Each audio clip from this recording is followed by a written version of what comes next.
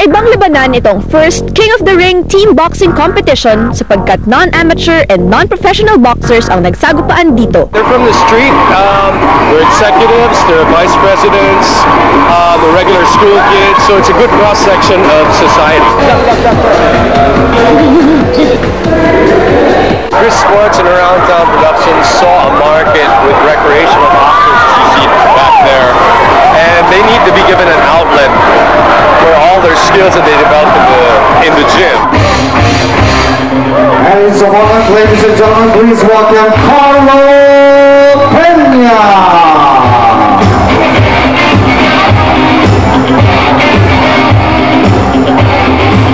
This bout scheduled for 2 rounds.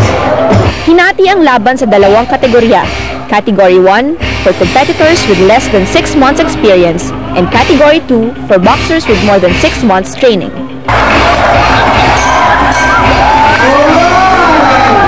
Kinakabahan ka ba? Ano nararamdaman mo right before your fight? Kanina medyo nakakabahan pero medyo hindi kinakalma ko sa sarili ko. Warm up. Ito ba yung unang pagkakataan mo para lumaban in public? Yeah, for sure. What a coincidence! Kasama ko ngayon ang aking trainer, siya mismo, it's him! Si Jerwin! Pag kunyari sinabi mo dun sa isang boksingero or dun sa isang competitor na may potential ka, ano usually yung mga reaction na nakikita mo sa kanila?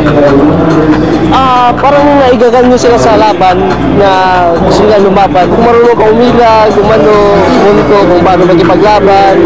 Sa sport, wala pang samaan ng loob. Kumbaga, sport lang. Representing Tiger City Boxing Team, ladies and gentlemen,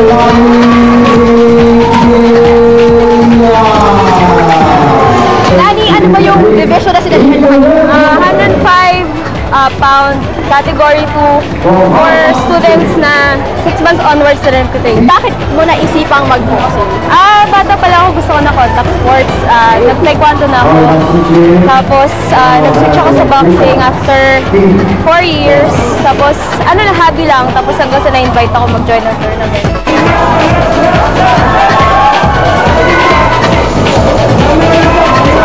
Meron bang kaibahan yung sparring lang sa gym o yung pag nandun ka na mismo sa ring? Magkaiba kasi sa ring mas nakakapagod. Hindi ko alam kung bakit, siguro sa nervyos. Pero matinding pagod man ang naramdaman nila, hindi nila ito ininda sapagkat hangad nilang bigyang parangal ang kani-kanilang mga gyms. I already saw some blood during the first round.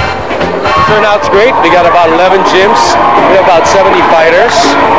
A lot more wanted to join, but we didn't have enough space for them. Binigyan ng 3 points ang mga gym sa bawat panalo ng kanilang mga fighters. May dagdag na 3 points sila kapag referee stop contest at dagdag na 5 points naman kapag knockout ang kailang pagkapanalo. we have a winner by points, 58-53. In the blue corner, Audrey Wara. Matapos ng lahat ng laban, nakakalap ng 13 points ang Tiger City Boxing Gym ng Mandaluyong para makamit ang titulong King of the Ring. Pumangalawa ang The Champ Gym at pangatlo naman ang Aljo Haro Gym. Bakit ba sa tingin mo ang dami ngayon yung mga taong gustong subukan talaga itong boxing na to? Kasi masarap eh. Parang yung sport na bugbugan mga pero wala namang sakit. Matagal nang sikat ang boxing sa ating bansa, pero patuloy pa ring lumalaki ito. Kung dati mga professionals at amateurs lang ang tumutungtong sa ring, ngayon si kuya, si boss, si pare at pati na rin si ate ay maaari na ring makipagrambulan. Recreational boxers man ang bansag sa kanila, kung tapang at pagmamahal lang sa laro ang pag-uusapan, wala ni isa sa kanila ang mahahanapang nagkulang. Ako si Wawi. Basta siya si Paolo, and that's the game plan.